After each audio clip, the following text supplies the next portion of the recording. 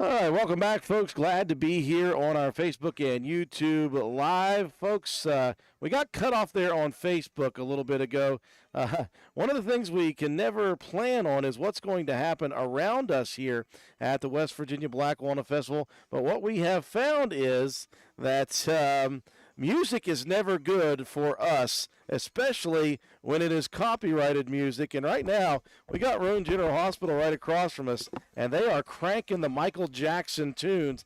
And we got kicked off of Facebook. If it happens again, folks, we do apologize. We're just going to have to deal with it, and we're going to have to try to keep that minimized in the background. And hopefully, Facebook doesn't get wise to what we are doing. While we've got some time here, we've been talking about the schedule of events every single day of the festival. And one of the things we have talked about is the one-room schoolhouse tours down at the Heritage Park community building area and the park down there. And the one-room schoolhouse tours, as I mentioned, we had talked about with Coach John Gray, who's a member of the Retired School Employees Association, the Roane County chapter of that. And one of the things he talked about a few weeks ago was the upcoming events. They are in charge of keeping up with that one-room schoolhouse and doing the tours here for the Black Walnut Festival. And we just so happened to find these two milling around the booth, and guess what? We put them on. That's what happens if you walk by the booth here at WVRC. We're going to make you put on a headset, and we're going to make you talk to us.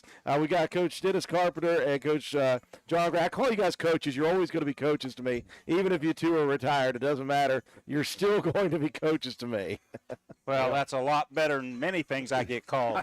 Yeah, yeah, could be many things you could be called or maybe have been called. Well, Coach Gray, one of the things that you mentioned with us is this is one of the things, the next kind of event that your association is going to take part in. And so you've been down there and you guys have opened up the schoolhouse for one-room schoolhouse tours. Yes, the Newbern School is open. Today till probably about 3 o'clock, and then we'll be open again tomorrow starting at 10 o'clock. We will shut it down during the parade so that we can come up and watch a little bit of that. But it's open for folks to come in, look around, ask questions. We'll do our best to give a little history of it while we're there, and just see what education used to be and how far it's come back from the days of the one-room school with the pot-bellied stove. And, it's a pretty neat little museum, little piece of history that we have here in Spencer. Well, Dennis, you've been teaching since potbelly stoves, and I'm kidding.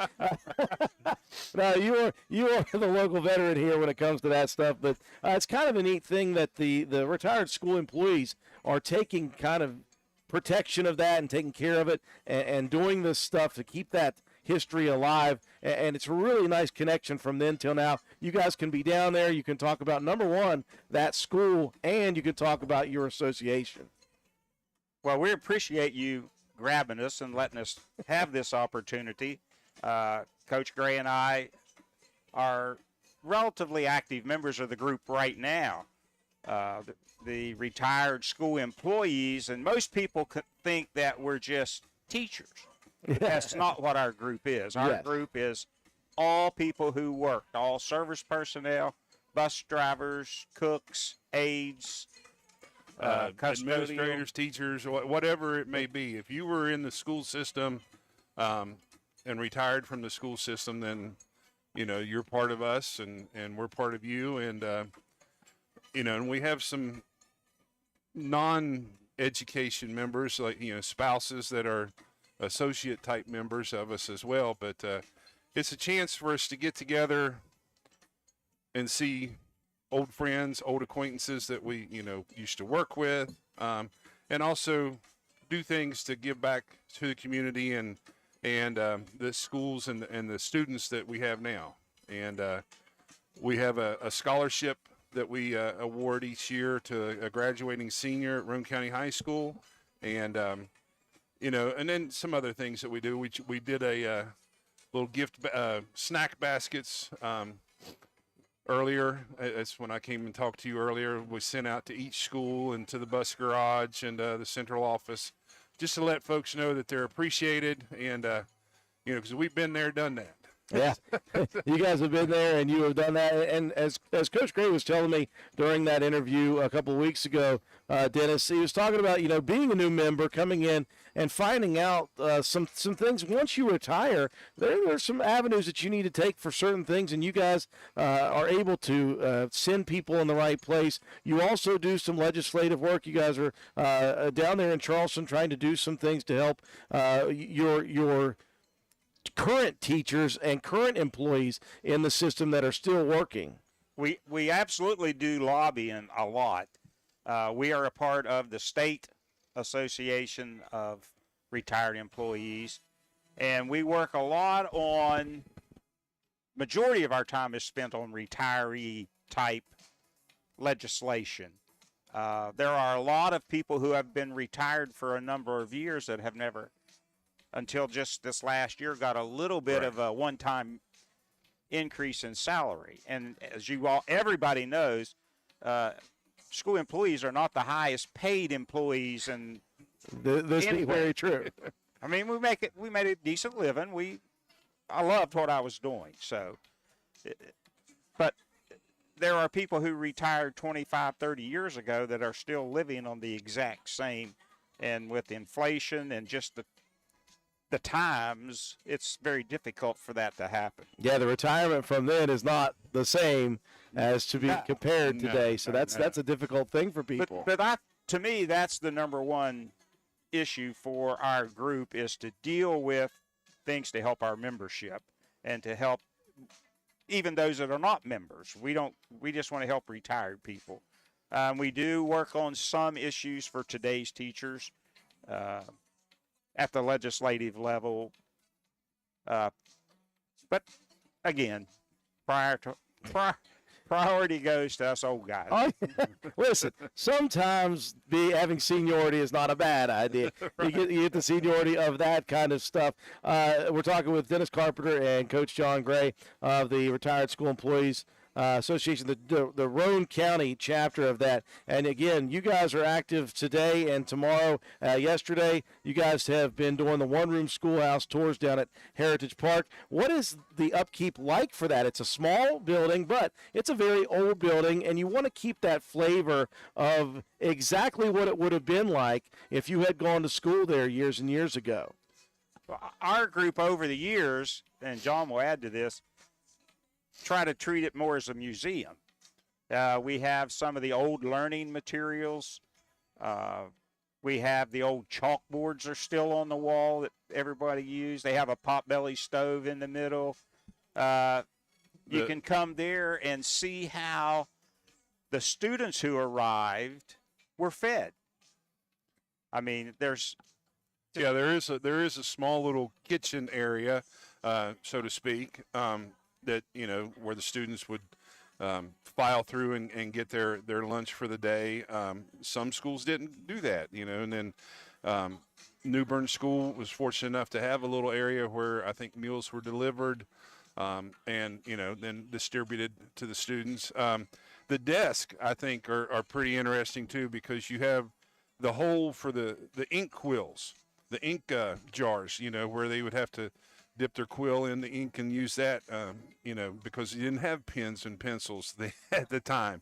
And now we don't even use pens and pencils again. We're on the keyboard on the computer. So, a lot of things, like Dennis said, a very extensive collection of books that were used at that time during those time frames, that students read from and the instruction occurred from. The small chalkboard slates that they would write their answers on. It's just a real step back through history to see how things used to be. Well, it's a really neat thing that you guys are a part of. Now, I mentioned this when you were with me at the studio. If somebody wants to get involved with this, if someone out there is getting ready to retire from the school system, or if somebody is retired but not involved in this, how do they get a hold of you all? We have printed little brochures that we've taken to all the schools in the area.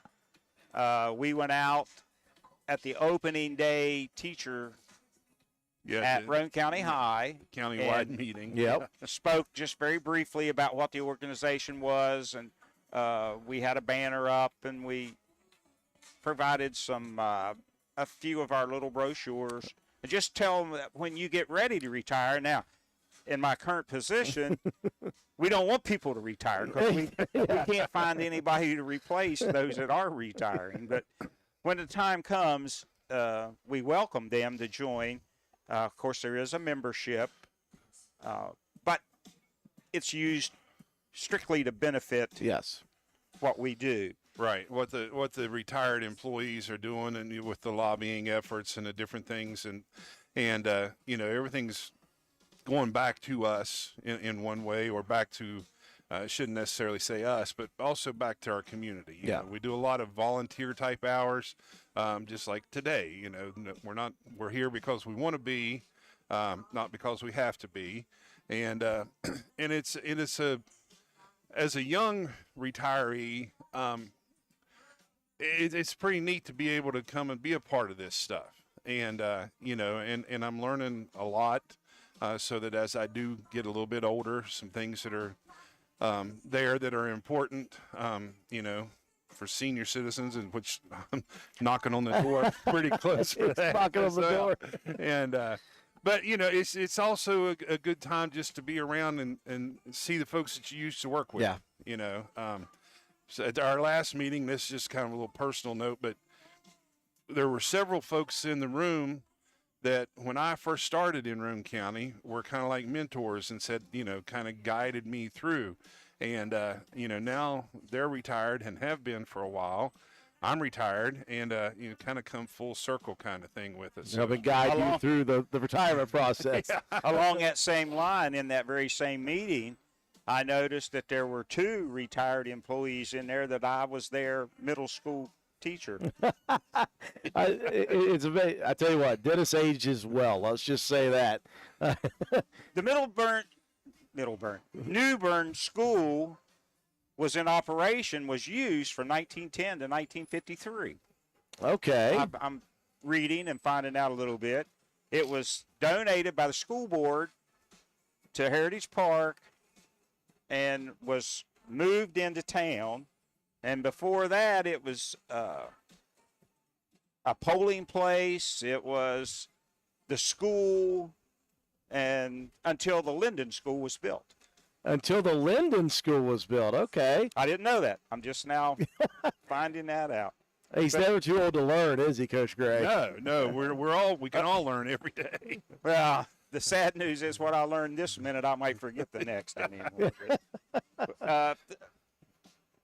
One of the things that our group, and we have a very dedicated member, Melinda Walker, our past president, who sponsors and coordinates and helps and does, is a story walk down by the new school.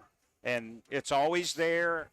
She has it up and ready, and you bring your child in and do the story walk and read it and have questions or whatever. It's really very neat thing that she does. Well, coordinates. Other people help, but we do hope that you guys take advantage of that, all of you out there in our Facebook and radio land. We know that a lot of people that are asking questions about things that are open. The one-room schoolhouse tours are open right now. They'll be open until noon today, and then you'll reopen again at 1 p.m., and you'll stay open through 4 o'clock today. I believe that's right, yes. Yeah, somewhere around in there. And if you have any questions, folks, and about same hours tomorrow. Same hours tomorrow. They'll close down for the festival grand parade and then reopen again. So in the morning and in the afternoon at the Newborn one-room schoolhouse. And again, if you have any questions, folks, about the Retired School Employees Association, if you want to join the chapter, go see those two. You can call me, call John. Yeah. Any member will be glad to tell you what to do. Absolutely fantastic, guys. Thank you for joining us up here,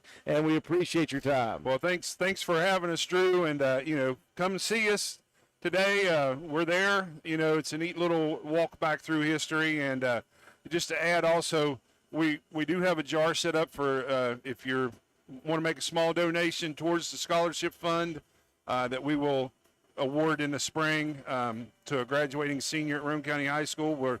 We'll gladly accept that as well. So, but yeah, come see us. It's going to be a beautiful day. It's going to be a beautiful festival, great festival, and we're looking forward to it and glad thank you for all that you do. Not a problem, guys. We appreciate your time. It's Dennis Carpenter. And what do you got for me, Dennis? I'd like to take this time on behalf of our organization to thank you for all that you do for our community. Wow, The support you're giving the kids of Roane County is unprecedented. it's a labor of love, absolutely. We certainly appreciate all that you do for the young people of our county. Well, thank you very, very much, both of you. Retired School Employees Association, that's John Gray and Dennis Carpenter. Folks, we're going to go live on the radio here in just a second. As soon as George Allen tells me we are good to go, our sponsor for this half hour of content, Best Title, and we're going to be talking with one of our members of Best Title here in a second. George, what do we got time-wise here, buddy? 40 seconds. Beautiful, 40 seconds. I want to say hi to Rebecca Harris, watching from Tulsa, Oklahoma. And I want to say hi to Rebecca Spurlock, tuning in this morning as well. The Raiders, absolutely, Rebecca, are the best. Not a doubt in my mind. Well, most of the things are great from our vantage point here at the festival, but we are right next door to the Porta Johns, and right now they are, let's just say, extricating the Porta Johns, and I have had better smells in my existence. Let's just say that. That's how I'm going to say it. Shoo, buddy. Okay. Going live here in just a second.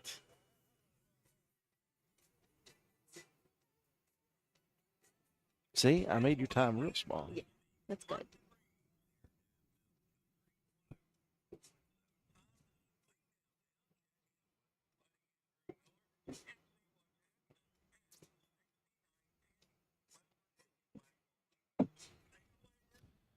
Well, I thank you very much, George, and we're having a great time here. It is a gorgeous day. I'm telling you, you could not have dialed up better weather for the first 3 days of the West Virginia Black Walnut Festival, the 69th annual Black Walnut Festival. Sunny, 75, zero humidity yesterday. Sunny, going to be 75, zero humidity today as well. It is perfect. We only have a small amount of some showers coming through tomorrow. I don't think it's going to be a major issue. It's not going to dampen the mood of anybody here. We're having a great time. Don't forget, folks, we've got giveaways. We've got shirts to give away to the first few people who show up here at my booth and tell us that you heard us on the radio or you saw us on Facebook and YouTube. It's that simple. You do that, you get to pick out the shirt that you want. We got a brown one. We got gold shirts. We've got a bright green shirt. We got an orange shirt. They're all Black Walnut Festival logos on them. So all you got to do to win one of those shirts is just come over here to our booth. We are located right between Court and Church Streets,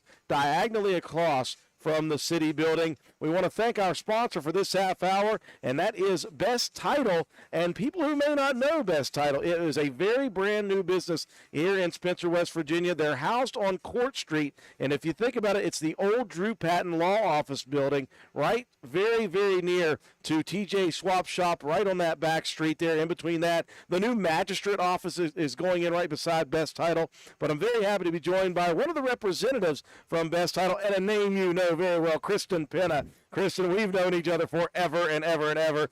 Your husband, John, actually is a part of WVRC's broadcast crew, but you're here in the title of someone who works at Best Title. What in the world, number one, is Best Title? Because people could crawl up a lot of different trees with that. Best Title, like what in the world does that even mean? This is title services, correct? It is. So if you're looking to refinance or buy a piece of property, we can definitely help you with that. So property is the issue with this. Now, I know I had to do title work as well when I bought a house. And that's something that happens not just with homes, but that happens with all different types of properties. Oh, it does. It can be commercial real estate. If you're looking to buy a business, you definitely want to get a title exam done on that to make sure you're purchasing exactly what you want. We have really good abstractors that go back 42 years. Check your chain of title. Make sure that the seller is actually selling you something that he owns. Now, that is something that gets kind of squirrely in the business of, I know you think a lot about realty, companies like that. That is something that can get kind of wild when you're looking back over the many, many years of all this title work as to who owns property.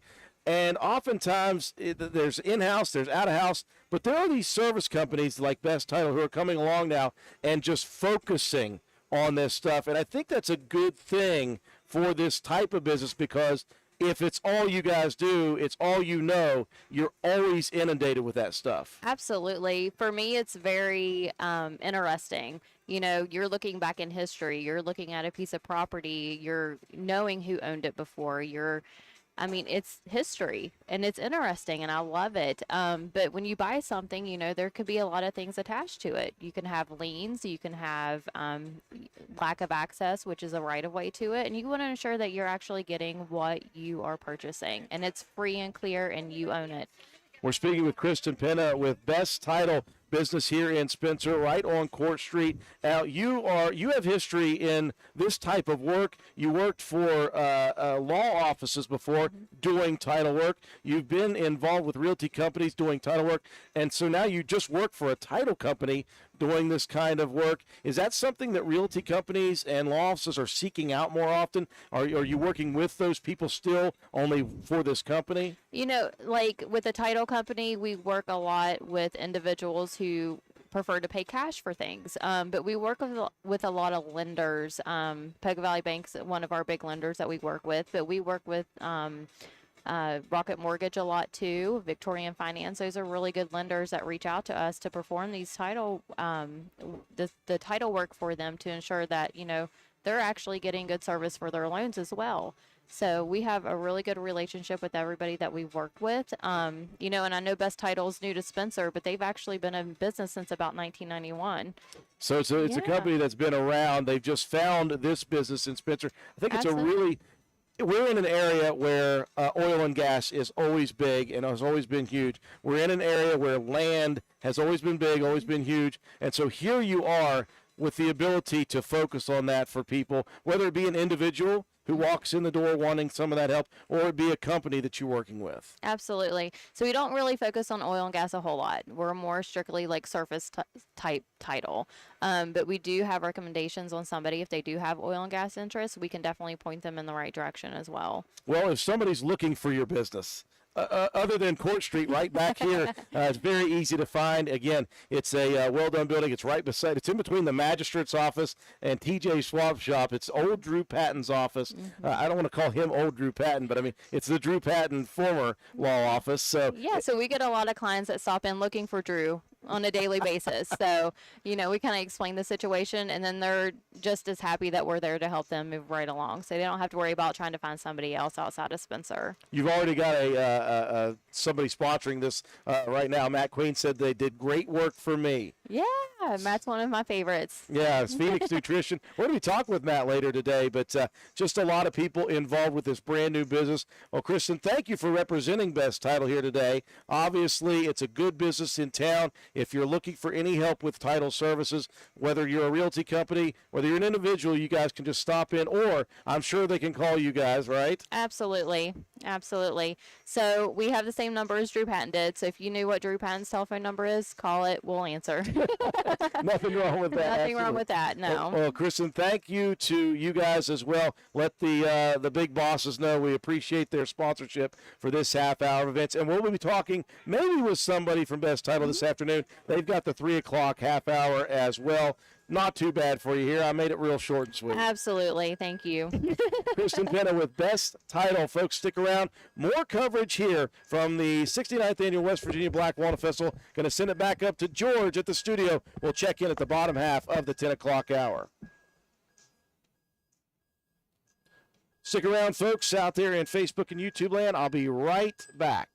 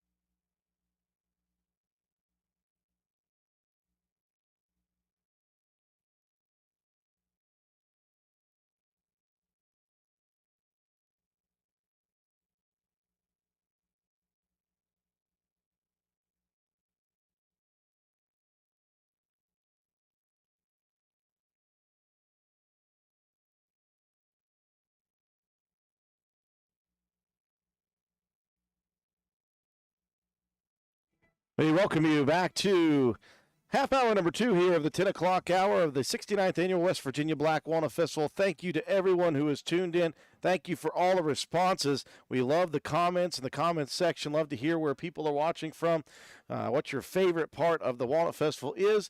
Let us know if you're coming down here. We just did a giveaway, and we were talking with some of the people here. We did a giveaway for Black Walnut Festival T-shirts. All you had to do was come to our booth and tell us you heard us on the radio or that you saw us on Facebook and YouTube, and you had a chance to win a free T-shirt, a Walnut Festival T-shirt, care of Will's Towing and Recovery. And boy, did people come flocking in. The first one was represented by Stats Pharmacy. Kathy Richards was walking or driving around and just happened to hear us on the radio. She came right back to us, and she got the first of the many shirts that we finally gave away. And so a really cool deal to give away all but 2 of our shirts. We have one orange shirt. We have one gold shirt. I think we have a couple of mediums, or a medium and a small is all we have left. So all you have to do is come here to our booth. We are located at the corner of Church and Court Street, and you can win yourself a free T-shirt. Now, it's going to be medium, so hopefully you're not as big as I am because it won't fit in. So that's what we're doing. We're also giving away some other items here today. We've got 3 Raider gift cards that the football team was selling yesterday, and that is good for businesses around the county, and that's for a whole year. The businesses are LaFinca, NV Graphics, Backwood Ramblings, Forget Me Not, McDonald's, Pizza Hut, Spencer Handy Mart, Slate Tire and Auto, the Front Porch Restaurant, Dairy Queen, Phoenix Nutrition, and Garden Fresh Market. I have 3 of those that I'm going to be giving away here in just a bit. I think I may do a trivia question for those. I also this afternoon have 5 single ticket wristbands, good for one armband for the amusements, the carnival from Cicchetti Family Amusements. I'm going to be giving those away on trivia questions here in just a little bit. So a lot of stuff going on here today. We've been talking about all the stuff going on here on this Friday of the West Virginia Black Walnut Festival. We are very thankful to be joined by our sponsor for this half hour of content, and that is the Spencer Cash Saver. And we're very happy to be joined by our good buddy Tank Blosser. We were wondering if Amy was going to be able to make it. She came yesterday. So, Tank, she cheesed out on you here today because she came over yesterday to help represent her husband, who definitely needed the help here, Tank. We know that. I guarantee he needed the help. Well, we're here with Tank Blosser with the Spencer Cash Saver Grocery Store. Well, Tank, you know, obviously you and I are good friends. We've known each other for a long time. But in the business sector of things, you guys have been open now for a couple of years. And where you started to where you are now is nothing short of remarkable, the way you guys have run this business and the way you have built this business from something that was already a very solid product into what you guys have made it. Yeah, I think that business has been there for, I'd say 30, maybe 40 years. You know, different names over the years, but yeah, we've kind of took over like a little over 2 years ago, and we've grown quite a bit and getting new things, and we're trying to get new things every week. You know, if you don't keep up with the new, you know, you got to get new things because people see them on TV and they want them, so you got to get them. Yeah, you can't be going stale with all that stuff. Yeah. The thing that you guys did, number one, was you came in, you assessed what was there that was good. You assessed what was there that needed to be improved upon. One thing that you walked into very nicely was a meat department and workers at the meat department, Tank, that were so incredibly well-versed in what they did. That has been one of those staples that place has had, and they have been there through different ownership or whatever it may be, well known for having the best meat and the best meat department in a long line of places around. And so you guys had those workers there. You kept most of those guys on, the ones who didn't retire. And so you've continued that. But your meat selection is so good. You've been working some with some local distributors. You've been working with some local companies. You've been working with some local farmers for that kind of deal. Now, you can't do it all that way, but you guys are really good to keep that up, I think. Yes, we do a good job. I mean, we got 2 meat guys. One's been there 25 years, and the other one's been there 24 years. That's a long time, and you know, I mean, but go to another retailer. Go. I bet you can't go an hour from here and find a retailer that has butchers. Yes. That you come in there and say, I want this. I want it cut this way, and this is how thick, whatever you want, and we can do it. Yeah, that is something to be absolutely proud of, and it's something that you guys have promoted very, very well. But you look at the business itself, you look at the nuts and bolts of it, the building itself. That is a very old building, Tank. It's been utilized as a grocery store for many, many years, and with that comes age. With age comes problems. And so you guys have spent a lot of time, a lot of effort, a lot of finances on trying to get that building, number one, up to code in certain ways. On top of that, getting it more functional for your customers. Well, and we're continuing. We're working on that, and sometime in the spring that we're hoping that we're going to start replacing a lot of things in there. Some old coolers. I mean, they're functional, they work, but we need modern, up-to-date, energy efficient stuff. Yeah. Some of that stuff people don't realize is not very energy efficient, Well, one of the things you guys, when you mentioned to me you first took over, there was no heat. And so a lot of the customers in the wintertime, they knew, and they were still good about it. They bundled up in anticipation of making their trip to the grocery store. We bought it in March, so it was kind of, we're headed into spring. But that fall, we'd put heat in, and our employees told us that they wore gloves and pullovers and hoodies and everything else. I was like, what do you mean there's no heat? And to find out there was no heat in the building. Literally, there was no heat. That's what they meant when they said there was no heat. Yeah, so we spent a big chunk of money just putting heat in the building. And now we have heat, so it makes a big difference in the wintertime. We're talking with Tank Blosser of Spencer Cash Saver. Let's go live on the radio as well, George. Give us a time frame here. How quickly can you get us onto the radio side of things? Because we want to talk about this store.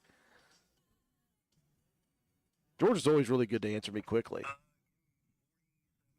47 seconds. Now, that is not a estimate. That is 47 exactly. We appreciate all you guys talking to. Yeah, Shannon Cottrell says it is now the calm before the storm, Tank, and it is here. You guys are open right now, so obviously you guys are going to continue your business side of things during this Walnut Festival. Obviously a little bit challenging, but fun as well. Yeah, but we'll close tomorrow for the grand parade.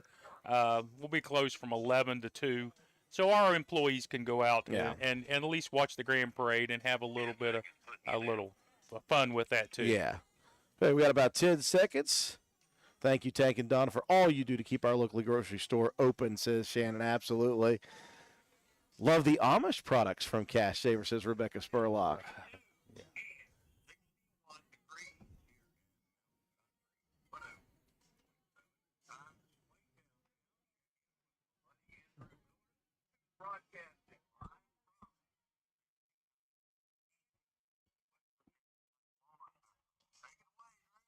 Well, thank you very much, George. We're here with our half-hour sponsor for this content on our radio station and on our Facebook and YouTube live feeds. We're with Cash Saver, and Tank Blosser is here with us talking about the store. We talked about it with him before we came on the radio here. We're talking about the history of that grocery store when he and Amy took that business over, and the amazing transformation, not only within the store, within the building, but with the way they have run that place in the first couple of years that they have had it in business. And we're talking with Tank about some of the things that they're wanting to continue to prove upon. We were laughing about the fact that when they took over, there wasn't even any heat in the wintertime, and the faithful would still show up, but they'd have to show up in gloves and hats and coats and scarves. So many things have been done to improve the building itself. Tank, I know you and Amy are working on, you'd like to have that building yourselves. There's a lot of things wanting to be done. Is there something that has happened? It happened about 4 months ago, actually. Wow. I would say we purchased the building. How about we borrowed the money to purchase the building? So this is big deal then. Yeah. Now you guys have a little more control over what you can do. Yes. Our previous renters had pretty much full control over us, and we had to do what they did. But now that we've bought the building from them, that we have a lot more control over what we can and can't do. Well, one thing I see that you guys have obviously done early on with this is you've changed around the produce section that you have.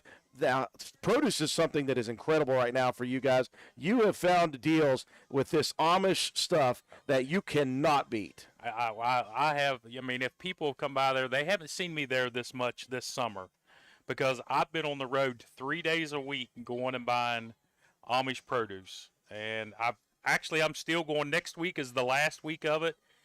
They still have stuff up there, but a lot of pumpkins and that kind of stuff. And we've sold a lot of pumpkins, of mums, but the produce there during the summer, we have sold more produce in that store this past summer than the guys that's been there for 6 and 7 years said we sold in 6 or 7 years. Yeah, that is something that when you found out about and you tried out, and you went on a whim, you went on your gut feeling, Tank, about what you wanted to do with the store when it came to the produce. You went up, you got the stuff, you brought it back, and you said, oh, crap, I got to go back because it's been absolutely chaos since During then. the summer, I was going Monday, Wednesdays, and Fridays. And when I left, I'd leave the store at 8:30 in the morning, and sometimes I wouldn't get home till 8:30, 9 o'clock that night. And it sells. It sells so quickly, that Amish produce. That's something that you just found, and you decided that was a good idea. Now, I think about that with you and Amy. You guys are constantly searching out products. You know what people want. You find out what people want. You're constantly figuring that stuff out. You're going to food and trade shows, trying to figure out what the best products you can supply this store in this community are for. Yeah. And, if you come in and want a certain product, we will try to find it for you. I mean, we can, we have some resources that we can try to find it. Maybe it's something you want that we don't carry or nobody else carries. I'll just take an example. Coach Ford, a couple weeks ago, sent me a message. Hey, can you get this? It's some kind of hot sauce. I don't know what it was. But, so I said, well, send me the UPC. And guess what I got? I sent him a picture and says, look what I found. And he come and bought the whole case. And I'm like, well, maybe I should supply this. Maybe I should keep it on the shelf now. Yeah, see if somebody else might want that same type of item. We're talking with Tank Blosser. Our Spitzer Cash Saver is our half-hour sponsor for our content here. We're talking about not just the nuts and bolts of the building, but the business and the way they've expanded and changed things. One of the other things you guys put a lot of money into, again, the HVAC unit in the building to get heat and air conditioning. The lighting system has been fully changed. Just that. And then you have some cooler issues when you first open up, so you've got to do a lot of replacement of that. And I think you're not even close to done with what you want to do. No, we want to start getting some energy efficient stuff, coolers. I've had to replace 4 compressors. I mean, those compressors last a long time. But I'll give you an example. The last one I replaced was a 66 model compressor. 1966. That's when it was manufactured. That's when it was built. And I just replaced it a few months ago. But, that stuff's not cheap. Well, another thing that you guys have engaged in that's been a major boom for you guys are these one-day sales. Where did that come about? Well, we get our groceries, our supplier, they have guys that, that work for them that come around, and they were like, hey, let's do this. In the past, I think they'd done like 3-day sales and stuff like that. And he's like, let's do one-day sales. Eliminate the 3 days and do 1 days. And we have cranked it for the last, we've done 3 this year, and there won't be no more this year. Actually, I've had a lot of people ask me, but March of next year is the scheduled for next one. Yeah, keep them wanting it, right? You can't overrun them with it. And this last one we had, we were busy, really, really busy. Well, I showed up for one of those sales, and I could not believe my eyes. I was set up to where I could see the front door, and you have automatic doors there, and they never shut. This time I just opened the doors. I just turned them off and opened them because there was no reason, because they just wear out just trying to open and close. I just forget it. Just open the doors completely. Well, Tank, you guys are doing a great job, obviously, at Spitzer Cash Saver. Let us know your hours throughout the week, just so people, if they don't know, they can plan on the hours that you guys have. We are open. Today will be normal hours, which is 8 to 9. Tomorrow we will be open from 8 to 11. And then we're going to close down, let our employees come downtown, go to the parade, and do a few things. And then we'll open back up at 2 o'clock after the parade. And then we'll be open till 9. And then from there, it'll be back to normal, 8 to 9. Yeah. from here on out. And I tell you, that's what I love about the hours. You guys are open 7 days a week. It gives people, again, you know how people are busy at different times of the day and different days of the week, and you're always open for people when they need to go shopping for anything they need. You guys have a fantastic customer base that has grown by leaps and bounds in the last couple of years. You know, we have really done a lot of work on Facebook. Yes. And, you know, just in the last 6 months, I think we have like 2,800 new followers on Facebook. So there's not that many people in the town of Spencer. Not that, you know. Yeah. So that means we're drawing from other places, a lot of other places. Let that be a lesson to you business owners. I've said it thousands of times, and I'll say it 1,000 times again. I love that you can pay me for advertising, but on top of that, if you're not utilizing social media, you're missing out. Yes, very Don't much miss so. out. Very much so. Well, the other day in our one-day sale, a guy told me he drove an hour and a half to come there. He's from Ohio. Yep. In our one-day sale. He said, I drove an hour and a half to come here to this. That is the reach that you can have Yes. with social media, folks. Tank, we appreciate you joining us on the radio side of things. We're going to hang out with you here for another couple minutes off of the radio, but still on Facebook and YouTube. If you're wanting to join us on Facebook and YouTube, folks, we'll be on all day today. You can ask Tank some questions if you would like to. He'll be here for the next 10 minutes. If you got any questions about Spencer Cash Saver, got any questions about anything that you want to ask us, if you just want to say hi to us, we appreciate all of that as well. Folks, we're down here at the 69th Annual West Virginia Black Walnut Festival. We're going to be here all day today. Don't forget, we're going to cover the Kids' Day Parade here in about an hour. We'll be live up on Main Street with Adam Anderson, the MC. Until then, we're going to send it back up to you, George Allen. We'll check in at the 11 o'clock hour. Vanessa Lynn, can't wait to go back to my childhood hometown tomorrow and let my kids enjoy what I did my whole childhood. Tank, you've been here for a long time as well. I got to ask, favorite memory of the festival, favorite thing you enjoy every year? What do you got for us? You know, I remember as a kid, the biggest thing I can remember as a kid was I remember, you know, of course I played sports here all my life, and the sports team, the parents, I remember, you do remember when they did the ox roast, they had it set right there on the corner. Uh-huh. And it was a one day only sale. Yes, and it was chaos. Chaos for one day. And once they sold out, it was gone, it was over, you know. And that's, I mean, because we were talking about that the other day, me and I don't even know who I was sitting with over there, and we were talking about, I was like, you probably don't remember when they had that booth set there one day. That was it. That was it. One day, Saturday only. I remember because we lived on Church Street growing up where my parents still live, and we used to go up on the rooftop and watch the parade on the bypass. Well, we always waited for one of our family members every year to go up early, get in line, and buy as many as they would let us buy, which normally was right around 20 sandwiches, and everybody piled into our house at the end of the parade and slammed some ox roast sandwiches. I hated to hear this year that the guy who does it had an injury and could not do the ox roast. We were hoping somebody else might be able to pick it up. Now, as a business owner in the cash saver world of groceries and as someone who has access to a meat department, is there ever a chance that you could supply some ox roast? Believe it or not, we are the only one that's ever supplied it. Are you serious? That's where it's come from. That's always come from us. I did not know this. We actually sold.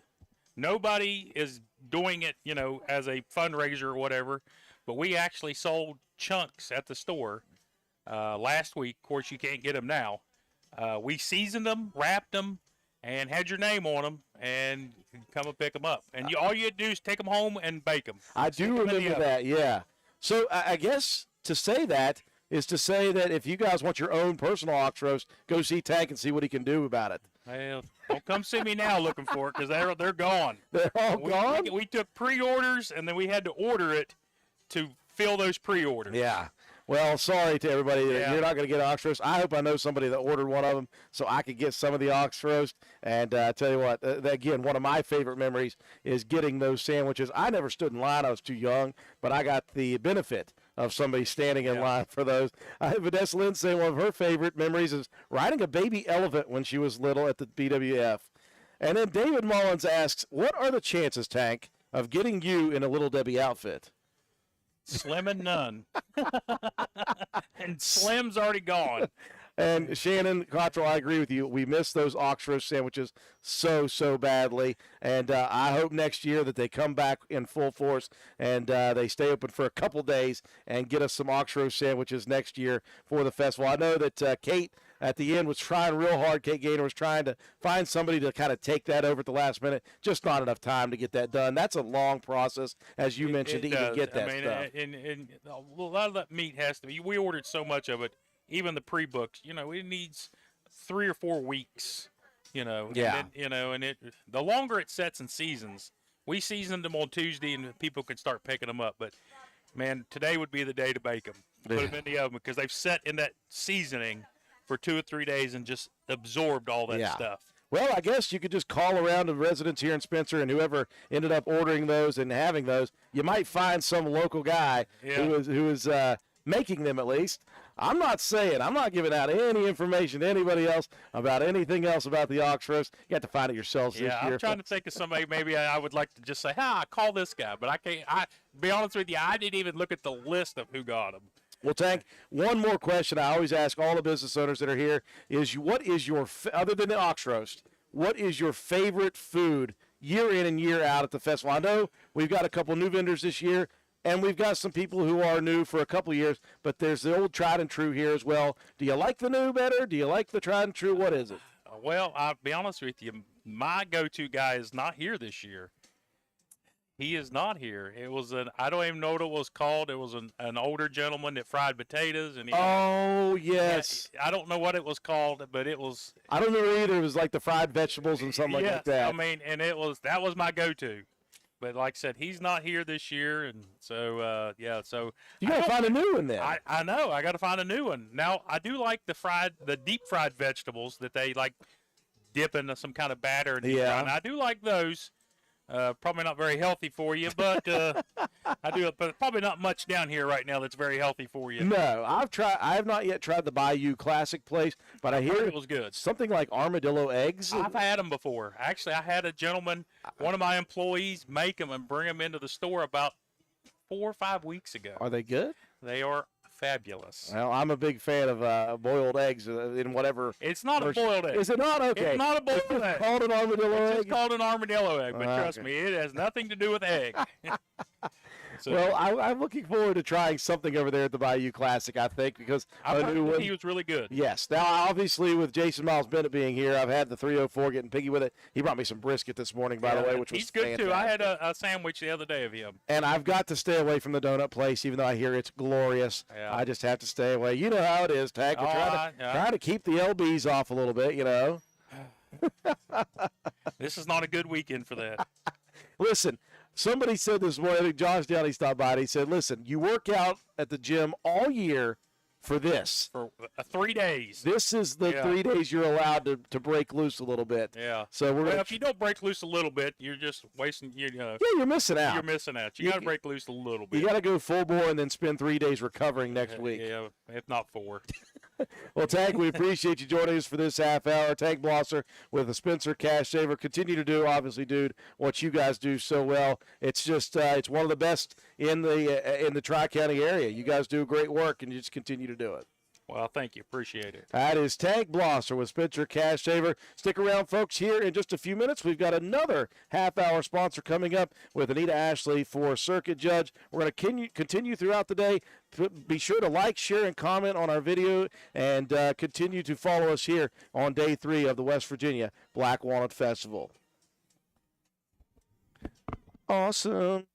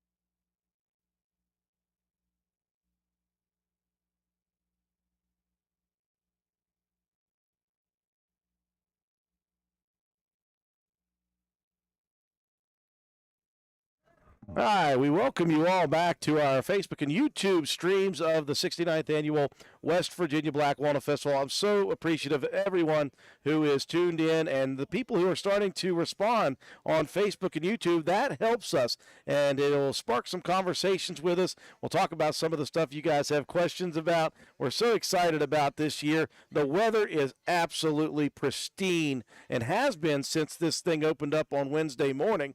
We expect nothing better than great weather today. We know that there are some questions about the weather tomorrow. Our latest forecast that we have at WVRC is overnight rain. That's not going to affect anybody. And then just a couple of passing showers early in the morning and then in the afternoon, kind of missing the parade. So should be a great day again tomorrow. Going to be a little cooler tomorrow. All you need to do is take your little jacket and bring it with you if you want to. And then it'll get a little cooler on Sunday with a little more rain. But other than that, we're having great weather for the 69th Annual West Virginia Black Walnut Festival. Thank you all for commenting. Continue to do that. Share our videos.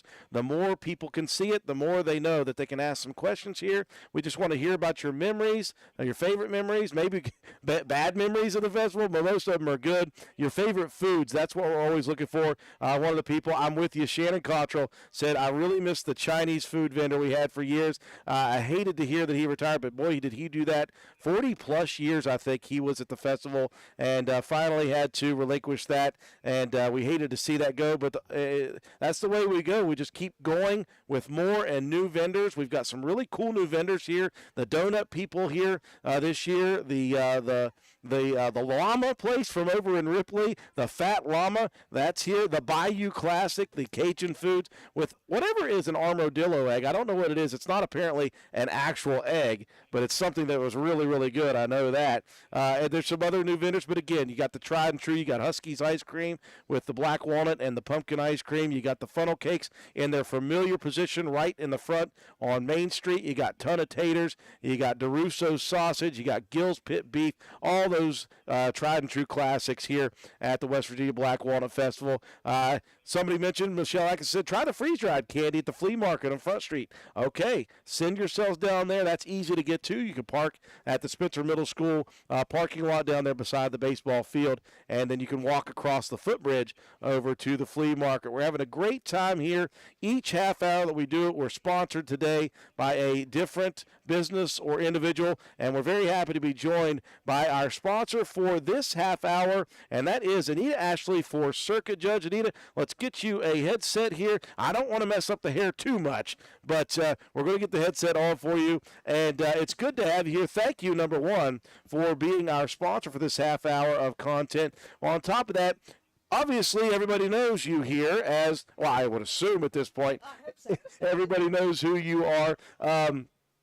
You are currently our circuit judge here in Roane County, and you work for what is, I guess, did it recently change in that you guys are Roane, Jackson, Mason, and Calhoun, or has that been for a while now? That's been for the last 8 years. Okay. It's a circuit that is comprised of 4 counties, and there are 3 of us who are judges. I was talking with you just before we came on, and I said, boy, it's got to be, the festival every year is fun. You've been involved in this place for many, many years. I'm sure you have. We'll talk about some of the memories. But I said it's got to be kind of exhausting in the role of a candidate for something, because it's a little, you're glad handing everybody, you're talking about things with everyone. Is it any different than normal years for you? Not, well, sort of. I was telling you before we started, many of you know my husband Bob. He's been involved in politics since 1984, was on the ballot every 2 years. And when I decided in 2016 to run for a judge, I thought, oh, no big deal. I've been a candidate's spouse all these years. It's a whole lot different being a candidate. But I have to tell you, I enjoy it. It's fun seeing people, being at different events, getting across the circuit. I enjoy it. And one of the things is, you ran for that, so you did do the politicking part of that, and then it's just a job. It's a job. It's a nonpartisan job, which is why it's a May finish for you guys. And it's something that's now that you've been in it, people know your name through that. You've been in the papers numerous times. That's just one thing that goes with the job, in that you just run the court system there. So people know who you are. So I guess when you're out and about and they know you're running for this position again, it's pretty easy for them to come talk to you about it. That's true. Yeah. That's true. That helps. That helps a lot. Now, let me ask you about Bob here. I got to ask you about it. Now, he's the candidate's spouse. Right. And I tell you, he's what you would consider to be retired, obviously. Semi-retired. Semi-retired. I don't think that guy's ever going to really retire. Let's hope not. I do spend a lot of time, and I see him in a lot of backwood ramblings. And so we're talking about, so he's kind of helping politic for you. Now, is that actually a good thing because he went through that in different ways, though, obviously, but he went through that process many, many years as well. He did, and so he knows a lot of people. He knows how to do it, and gives me lots of good tips. But it's my race. It's not his. He's not the candidate. I am. And you've got to do all the glad handing. We always say the kissing babies and shaking hands and things like that. That's the fun part. Well, one of the good things is you do have experience in this position. Obviously, you've been doing this since 2016. And I want to ask, what are the daily duties of a circuit judge that deals with now 4 counties over the last 8 years? Well, it's pretty crazy. We run a very busy docket. We have lots and lots of cases over the 4 counties. I primarily handle Roane and Calhoun, but I also go to Jackson and Mason. I just finished a jury trial in Calhoun late yesterday, which was very exhausting. But we have a full docket here Monday in Roane County. We've probably got 3 pages worth of cases that we'll do. On Wednesday, we had arraignments. The people who were indicted came in. I think there was 30 some of those. We did hearings like every 15 minutes with people, making sure they understood they'd been indicted and what the charges were and get their cases set for trial. It's very busy. We also deal with lots of child abuse and neglect cases. I believe we're over 95 in Roane County already this year, and it's only October. You hate to see that. Unfortunately, it's the reality we live in. It is. And that's got to be a difficult part of it, to try to be just, fully professional in a job that emotion is involved in.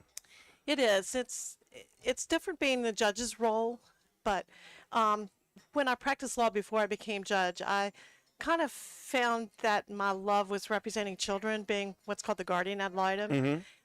In those kinds of cases, in fact, I did almost all of them in Roane and Calhoun.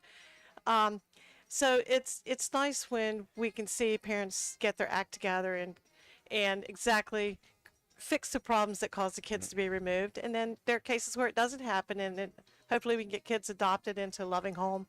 Yeah. So that journey's interesting, and while the cases are difficult and the circumstances are tough, there's usually a pretty good reward at the end, either way. Yeah, there could be a silver lining with that. We're talking with our half-hour sponsor here, Anita Ashley for Circuit Judge. I want to check and see if I can get us on the radio side of things. Is anybody at my radio station right now? Is there anybody up there? George, are you there? Lauren, is somebody there? Anybody? George is there and he went to sleep. That's a real good deal there, George. We're ready to go live on the air anytime. 2:20, folks, stick around. Shannon Cottrell wanted to chime in, and she said Judge Ashley is top-notch. Love to see all the work she's doing with the drug court program, so needed in our area. I want to hold on that, though, because I want to talk about that on the radio side of things. That's something that you were integral involved in, so we're going to talk about that here in just a second for sure. Sounds good. In the meantime, what's your favorite food over there? My favorite food is the black walnut pancakes that the Boy Scouts, Cub Scouts are doing. Now we're talking. I talked with Sherry Douglas Roberts earlier today. She was the first one to come over here, and we were talking about the Cub Scouts and the Boy Scouts. I know you guys have some sons heavily involved in Scouts. We flipped pancakes, I think, for 14 years. I was talking with her about being involved with Kyan's Eagle Scout ceremony, and I know Ben was an Eagle Scout, Sam was an Eagle Scout, right? And the things that program does for those youngsters, it's just awesome. Yeah, and what those young men become, right. And a lot of the times when I think back and I talk to those guys, they reference Scouts as a big deal. So it's been a big deal for both our boys. Yeah, well, helped them get good jobs. That's the thing. That is a resume builder. You see Eagle Scout. It is. And it is a big deal. Will you be live during the Kitty Parade? Absolutely, Amber. We're going to, in fact, Anita is our last half-hour set before. We're going to shut our equipment down, head out to Main Street, and we're going to watch. Or are you going to be in the Grand Parade tomorrow? I'll be in the Grand Parade. Okay, yes. So Anita Ashley. Say Anita Harold Ashley, because I saw that on your actual thing, on your actual logo that we have now. So Anita Harold Ashley for Fifth Circuit Judge. So we're ready for that. Awesome. Yes. All right, George, we ready? Man, time won't go fast enough for me. I'm excited about it. Oh boy, it's a great day. I tell you what, if you're going to be out on the campaign trail here today, Anita, it's the day to be out there. This is the day. Oh man. Okay, thank you very much, George.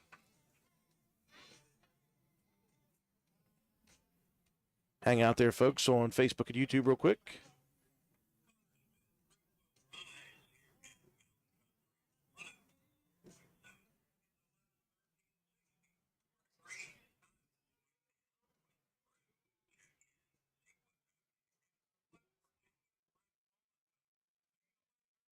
Well, thank you very much, George. I tell you what, you just said 64 degrees, and it makes me so, so happy. We're here today for the third day of the 69th Annual West Virginia Black Walnut Festival. We're here talking with our exclusive sponsor of our content on the radio and on Facebook and YouTube for this half hour, and that is the candidate for Fifth Circuit Judge Anita Harold Ashley, who is currently our Fifth Circuit Judge. Anita, we've been talking about your candidacy and politicking and the ups and downs of that, the fun you've had so far.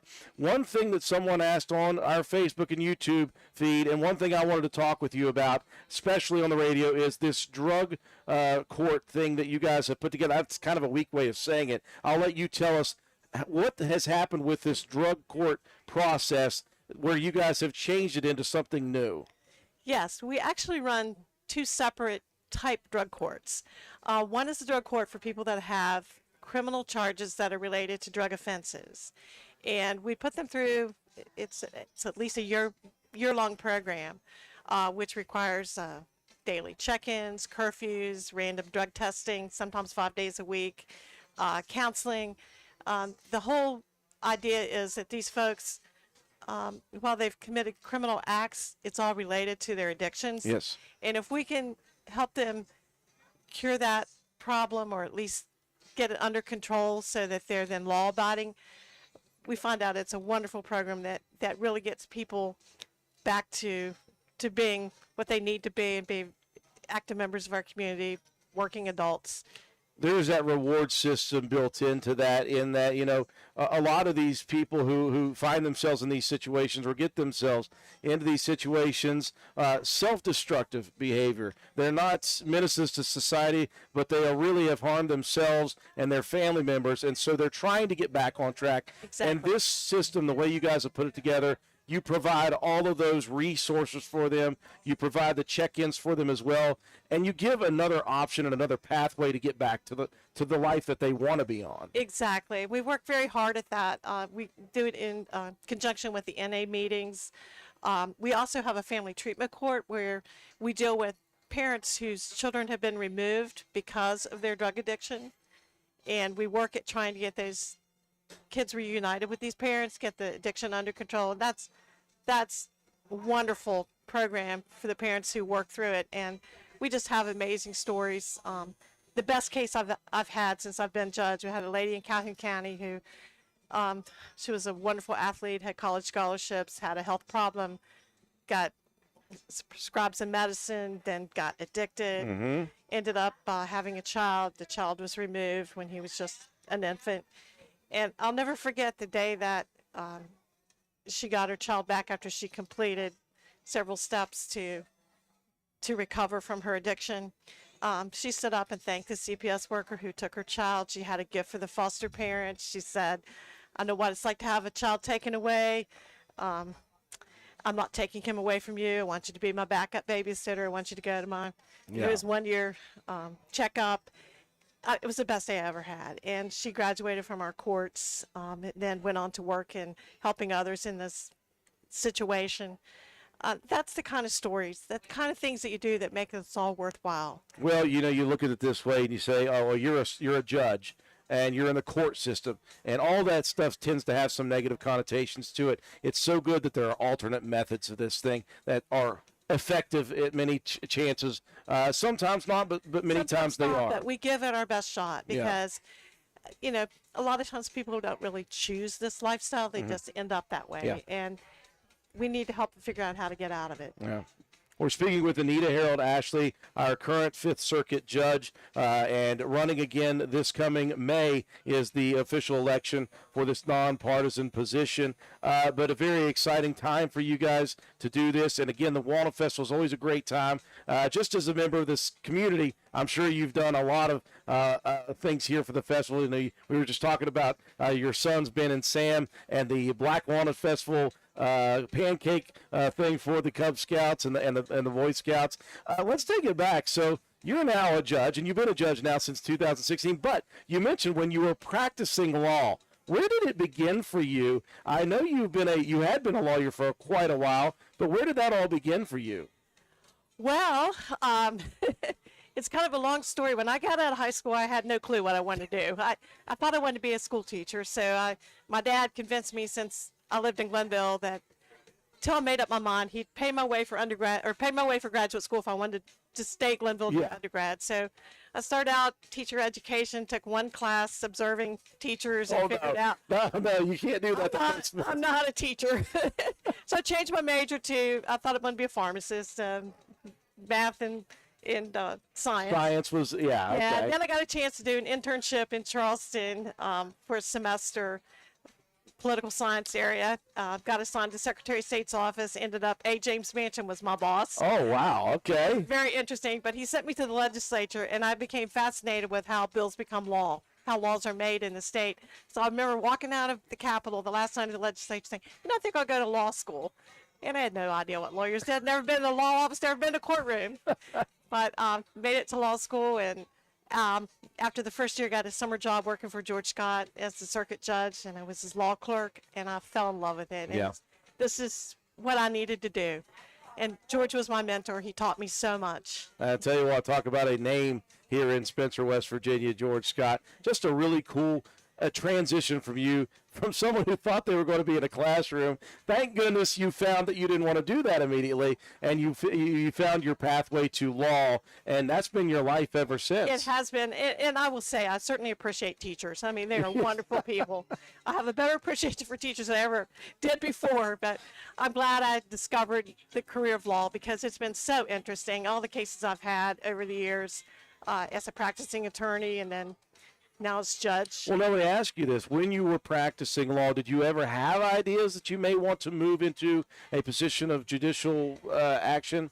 Oh, I really didn't think a whole lot about it until our two then circuit judges, Judge Nybert and Judge Evans, had indicated they were going to retire, not run again, and they encouraged me to get involved and to do it, and here I am. Well, it's been very I'm good. really, really glad that I did because I love the job, and Yeah. I really enjoy what I do. Well, on top of that job, you've been kind of active in some organizations surrounding that, I think. I don't know exactly the resume, but I know that you've been involved with some other things on top of just being our judge here. Yes. Well, first off, I am currently the president of the West Virginia Judicial Association. I was elected by my fellow judges, and I represent all the circuit judges, all the Supreme Court judges, justices, the intermediate court. I am the leader of that group. And we'll have our we for conference in a couple of weeks. I don't officially call that. I know that the law is very specific terminology. Yeah. So I don't want to say committee meeting or meeting. Yeah, it's a conference, and all the judges will be together. Yeah. We'll have education for a week, and I'm in charge of that, which is a pretty big responsibility. Yeah. I was honored earlier this year to be recognized as the CASA Judge of the Year for the state of West Virginia. CASA is the court-appointed special advocates who work in child abuse neglect Okay. cases. In fact, they just are opening an office here in Spencer over on Main Street. Sweet. But I worked with those folks, and they elected me as their Judge of the Year, so I got honored at a banquet there. I was also elected to be a West Virginia Bar Foundation Fellow last year, which was a very nice honor. Yeah.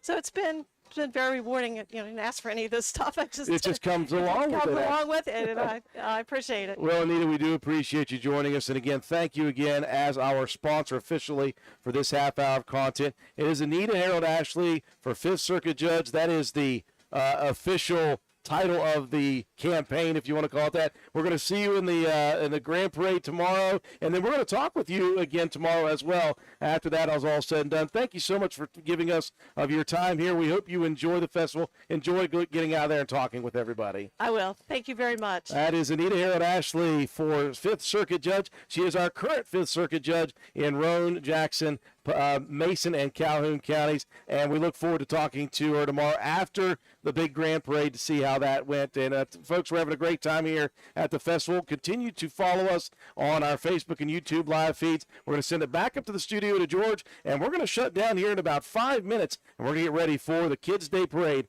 coming up at noon. Back to you, George. Awesome sauce. Thank you so much. And we've got you tomorrow. I can't remember. I can never remember anything. Yes, 10 o'clock. Sorry. Yep. I'll be here until 11:30 again. Then we're just going to go up there. Are you? Oh, yes. Okay, good. I'm glad I got you at 10 then. We'll get you in as fast as you need us to get you in. It'll be fine. So, all right, go have fun then. Uh-huh.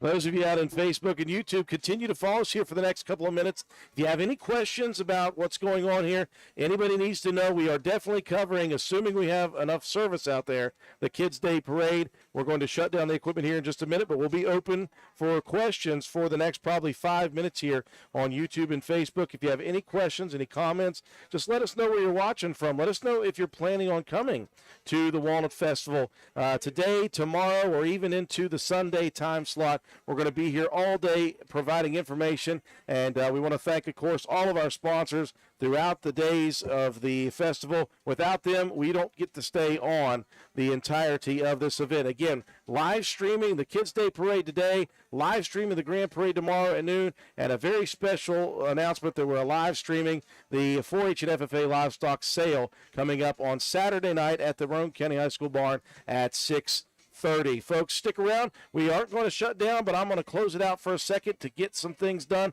and get ready for the Kids Day Parade. We'll stay live. If you have any questions, go ahead and make sure that you comment.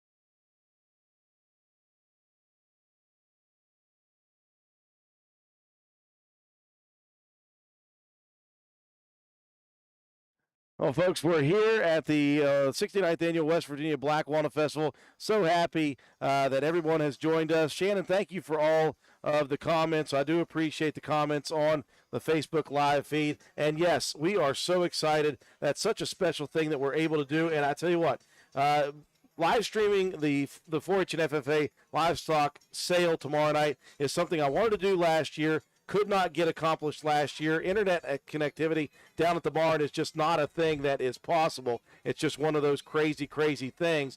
But I want to thank Brent Watson, Dr. Brent Watson, number one, for the Starlink. That's the first part of that. I want to thank the board that he is a part of with Rick Mullen and the rest of them at the 4-H FFA for allowing us to come down there and do that. And I definitely want to thank Joe McDonald from A&M Digital Technologies. He provided the rest of the technical support for that. He'll be down there with me, I hope, tomorrow night, at 6:30. And again, we're not going to be talking through the live stream for that. We're actually going to clip on the mic to the auctioneer, Chad Strickland, and that's what you're going to see. You're going to watch the sale take place. Now, we're not going to take bids or anything like that. We're just going to be showing the sale in real time. It's going to be a lot of fun to see all these kids and all the hard work that they have put together. Speaking of hard work, we've got David Bowen with us again. I tell you what, I was laughing when you left us yesterday. I said, that's the hardest working retired man I've seen. And you've retired officially from Stats Pharmacy, but man,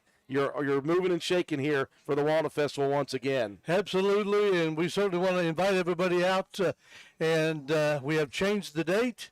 And you were just talking about the livestock sale. That's one of the reasons why we changed the date from Saturday to Friday night. So our Black Walnut Festival Gospel Sing is tonight, Friday night, October the 13th, here at 7 o'clock. It will be at the Faith Baptist Church on Arnold'sburg Road. I've got signs up there that tells you just exactly where that is, some Black Walnut Festival Gospel Sing signs, so you should be able to find it real easy. And it starts at 7 o'clock tonight. Brother Mike Upright, he sent me a text just this morning, and just checking to make sure what time. Confirming? Yeah, confirming everything. So we know he is on his way. He said he's planning on being here at 5 o'clock. And I said that should be plenty of time to get set up for the gospel sing. So, because it starts at 7 o'clock. So Mike Upright will be here. He's on his way. And, of course, David and Sheila Bowen will be there singing some great gospel songs and songs that, you know, hey, if you have a request, we've always been open. You know, we never have a set of songs that we sing. It's just, you know, if you have a request here and you come tonight and you want us to sing, you can just let us know ahead of time or just Shout it out. Absolutely, shout it out. That's one of the great things about you you guys have been singing for so long. You can just sing songs. I tell you, one of the things I loved what you all did during the COVID pandemic was you guys started just randomly going live. Yeah. And you would take requests. Yep. And I just would watch those things and watch people request song after song after song, and you just type it in, and there it went. As I remember, I think you requested a song or two. I'm telling you, my favorite song just continues. I like a lot of the one the tired song, Wore Out. Yeah. That is, I laugh at that one every time because it's funny, but it's so cool. Yeah. But the one I've lost track of it. What is my favorite one? High Country. High Country. Thank you. The Whippoorwill. Yes, that is my favorite song of yours and continues to be. And I hear a lot of your songs, but I don't know why. That's the one that got me. Well, that's the one that they also put on when you got my promo together for the gospel sing on the radio. That's the song that they put on there of ours. Was the song High Country. I love that song. There's so many others. There's Little David. I like that one. Yeah, That's a good one. But and again, that's something that you guys can do. You've been singing for so long. You've been singing so many songs that when people shout them out, you can do it. Absolutely. We have a box up there that's got our band in it, and I know what number all those songs are, so I could go from one song to the other just like that. So this Friday, tonight at 7 p.m. at the Faith Baptist Church, about a quarter of the way up Bowers Hill on Arnold'sburg Road. On the left, you're going to see the building, but you've got signs as well over there. Mike Upright will be there, and David and Sheila Bowen for this Friday night sing. Absolutely. And Then, if you're still wanting some more gospel singing, we've got that on tap for you also, and that will be Sunday afternoon. I told Sheila this morning, I said, it's going to feel funny to get up tomorrow and not be prepping for that. and not be prepping for the gospel. Friday one. Yeah, because it's all going to be over. But anyway, we have the other one on Sunday afternoon, and we always have a good time. I'm asking everybody pray for good weather. Yes. I'm not sure about the weather, but we have another place we can go to if we have to. So, but anyway, we just pray that the Lord will send us good weather. Sunday afternoon is right here in front of the Roane County Courthouse. It's from 1 o'clock till 5 o'clock, and 4 hours of good gospel music with some good gospel singers like Sincere Gospel Quartet, the traditional quartet singing. Brother Ron Shamlin, been here many, many times. Tim McCoy will be here. He's from over in the Hurricane area. And the Lee family from here in Spencer, and David and Sheila Bowen. So It's going to be a great time. oh, it'll be a great time. And then just, you kind of mentioned it the other day, kind of the unofficial closing. Yes. Because that is, at 5 o'clock on Sunday. You're going to see the city workers coming by. Yeah. That is the end of the festival right there. And it's always a good finish to the festival. That's 4 hours worth of gospel music right on the front lawn in front of the courthouse, Main Street in Spencer. Well, David, you're getting ready this evening for it. We wish you all the best of luck, and we'll continue to promote that until the show tonight for sure. Okay, we appreciate that. Absolutely. David Bowen, folks, we're going to shut things down here from our vantage point. We're going to get set up, and at noon, we're going to go live again on our Facebook and YouTube feeds for the Kids Day Parade at noon. Well, if you can remember to take